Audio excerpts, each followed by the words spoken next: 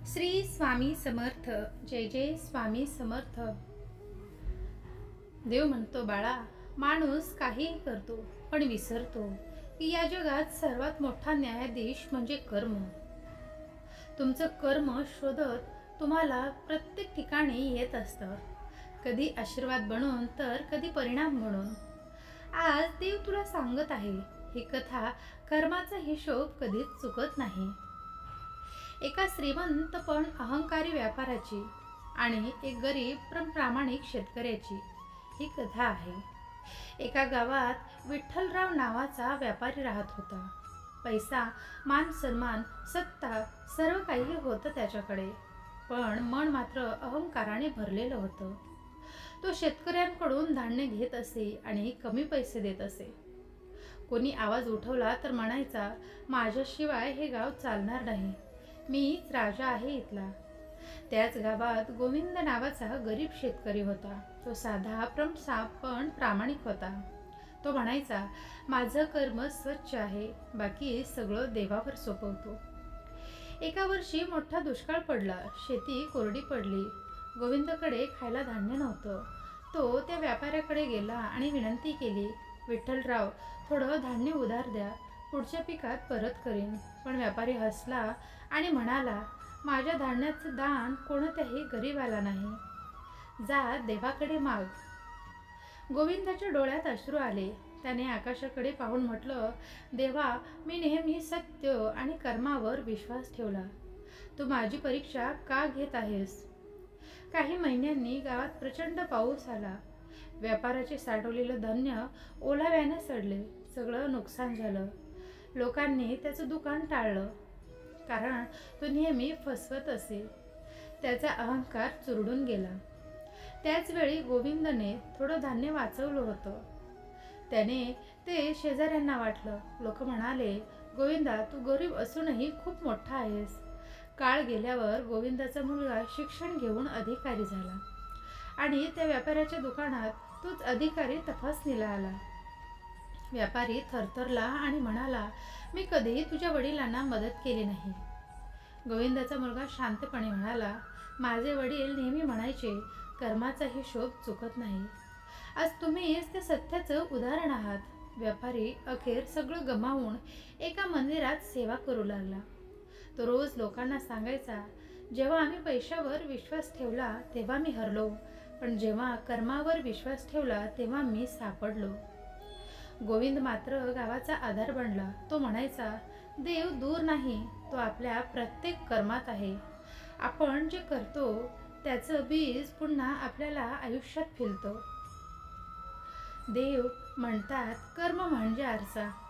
आपण जे करतो तेच आपल्याला परत दिसतं. वाईट कर्म तात्पुरता आनंद देतं, पण दीर्घकाळ वेदना देतं. चांगलं कर्म कधीही वाया जात नाही. देव त्याचा हिशोब बरोबर ठेवत असतो. आणि लक्षात ठेवा, प्रार्थना देवापर्यंत पोहोचते, पण कर्म देवाला तुमच्यापर्यंत आणतं. कधीही कोणाचं वाईट करू नका, कारण कर्म कधी झोपत नाही आणि जेव्हा ते जागं होतं तेव्हा न्याय मिळूनच राहतं. देव सांगतो की, बाळा, तुम्हाला कधी एकटे वाटत असेल म्हणजे तुमच्यासोबत स्वामी आहेत.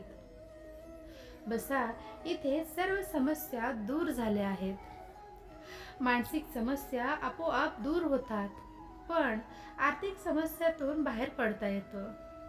वैवाहिक समस्या दूर होतात, पूर्ण मुक्त होऊन स्वामींमध्ये विलीन होतात, एकरूप होतात. जर समस्या दूर होणारी नसेल तर बळ इतके मिळते की तुम्ही आरामात आयुष्य जगून घेता. जीवनात एखादी तरी वाईट दिवसांना सामोरे गेल्याशिवाय चांगल्या दिवसाची गरज कळत नाही. जीवनात प्रश्नांची यादी अशी की उत्तराचं प्रश्न पडावाच. जीवनात प्रश्नांची यादी अशी असावी की उत्तरांनाच प्रश्न पडावे. मनालाही समाजात नाही मागत. रडत बसावे की हसत रडावे, स्वतःच्या स्वार्थासाठी दुसऱ्यांचा वापर करू नये. आपलं आयुष्य इतरांपेक्षा वेगळं असावं असं प्रत्येकाला वाटत असतं. आपल्यासोबत असणारे लोक आनंदी असावेत. आयुष्यात कोणत्याच गोष्टीची कमी नसावी असं प्रत्येकाला वाटत असतं. पण आपण आपलं आयुष्यभर लोक काय म्हणतील हाच विचार करत राहतो. पण लोकांचा केलेला विचार हा तुमच्या यशाचा सर्वात मोठा अडथळा होऊन जातो. आज तुम्ही जर एवढाच विचार केला तर लोक काय विचार करतील, त्यामुळे तुमचे कोणतेही काम सुरू होणारच नाही. म्हणून लोकांचा अजिबात विचार करू नका, कारण तीच आपल्या जीवनातील सर्वात मोठा अडजार आहेत की लोक काय म्हणतील.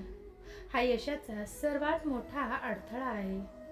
तुम्ही अशा गोष्टींचा विचार करून वेळ वाया घालवू नका. तुम्हाला एखादा व्यक्ती आवडला असेल तर लोकांचा विचार करू नका. फक्त तुमचे आयुष्य जगा. तुमच्या आयुष्यात कधी असा प्रश्न पडला आहे का की आता काहीच होणार नाही? हा प्रश्न प्रत्येकाच्या आयुष्यात येतो, पण तुम्ही सर्व खूप शक्तिशाली आहात. कधी कधी एक आव्हान तुम्हाला घेरते, पण तेव्हा आपल्याला खूप चांगले प्रेमळ लोक भेटतात. तेव्हा आपण आव्हानांवर सहज मात मिळवू शकतो. त्यामुळे थोडं हसा. प्रत्येकाला असे वाटते की त्याच्या आयुष्यात अनेक समस्या आहेत. लोक सहसा विचार करतात की कसे तरी त्याचे जीवन परिपूर्ण होऊ शकते, परंतु असे कधीही होऊ शकत नाही. आयुष्यात नेहमी चढ उतार येत असतील. कोणत्याही व्यक्तीची सर्व स्वप्ने कधीच पूर्ण होत नाहीत. काही लोक आपली स्वप्ने पूर्ण करण्यासाठी आपल्या प्रिय व्यक्तींपासून दूर राहतात, तर काही आपल्या प्रियजनांसाठी आपली स्वप्ने सोडून देतात. हे जीवनाचे सत्य आहे. त्यामुळे जीवनाचे सत्य स्वीकारा. जेव्हाही काही काम चुकते तेव्हा लोक नशिबाला दोष देऊ लागतात. हे अजिबात करू नका, कारण एखादे वेळी तुमच्यावर वाईट वेळ असू शकते, पण नेहमीच असे नसते. कारण वाईट काळानंतरही चांगली वेळ येत असते. फक्त कष्ट करण्याची तयारी ठेवा. मित्रांनो, अजूनही तुम्ही आपलं हे चॅनल सबस्क्राईब केलं नसेल तर चॅनलला सबस्क्राईब करा. देव माझ्या मागे कोण काय बोलतं याने मला काहीच फरक पडत नाही. माझ्यासमोर काही बोलण्याची त्यांची हिंमत नाही, यातच माझा विजय आहे. कधीही कुणाच्या भावनांबरोबर खेळू नका, कारण तुम्ही हा खेळ सहज जिंकाल, पण समोरच्या व्यक्तीला तुम्ही या खेळात आयुष्यभरासाठी हरवून बसाल. पुन्हा जिंकण्याची तयारी तिथूनच करायची जिथे हरण्याची जास्त भीती वाटते. आपली सावली निर्माण करायची असेल तर प्रत्येक ऊन झेलण्याची तयारी असावी. ध्येयासाठी अतोनात प्रयत्न करा.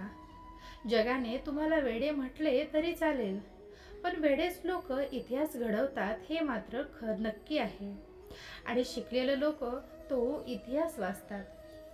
आयुष्य हा बुद्धिबळाचा खेळ आहे.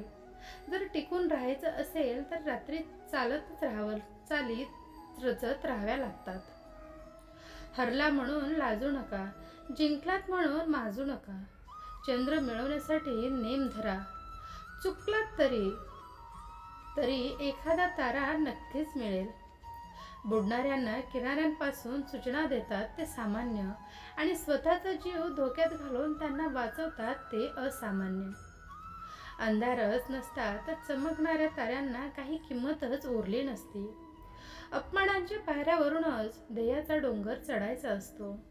देव म्हणतो, जर तुम्ही त्या व्यक्तीची वाट पाहत असाल जी तुमचे जीवन वाचवणार आहे, तर तुम्हाला फक्त आरशात पाहण्याची आवश्यकता आहे. आपल्या मनासारखं कधीच घडत नसतं, हीच माझी ओळख आहे असं नशीब म्हणत असतं. सुखाला सामोरे जाण्यातच खरं कौशल्य असतं. त्यात जमिनीत राहूनही आकाशात उडायचं असतं. आयुष्यात काही करून दाखवायचे असेल तर आपण काय आहोत यापेक्षा आपण काय होऊ शकतो याचा विचार करायचा हवा. जगात अशक्य असं काहीच नाही. जीवनात कितीही कठीण प्रसंग आले तरी तक्रार करू नका, कारण परमेश्वर हा असा दिग्दर्शक आहे जो कठीण भूमिका नेहमी उत्कृष्ट कलाकारालाच देतो. यश हे प्रयत्नांना चिकटलेले असते. आपल्यासाठी कुणीही नसले तरी आपण सर्वांसाठी आहोत. ही सुंदर गोष्ट सुंदर फुलांकडून शिकावी. आतला आवाज सतत ऐकत राहणे हीच स्वातंत्र्य मिळवण्याची किंमत आहे. आत्मविश्वास हे वीरत्वाचे सार आहे. आपण चंदन असल्याची घोषणा चंदनाला कधीच करावी लागत नाही. त्याचा गंध वाऱ्याबरोबर आपोआप पसरत जातो. श्री स्वामी समर्थ. स्वामी महाराजांचा हा संदेश तुम्हाला आवडला असेल तर नक्कीच व्हिडिओला लाईक करा, आपल्या चॅनलला सबस्क्राईब करा आणि कमेंटमध्ये श्री स्वामी समर्थ नावाचा जयघोष करायला विसरू नका. श्री स्वामी समर्थ. जय जय स्वामी समर्थ. अवधूत चिंतन. श्री गुरुदेव दत्त.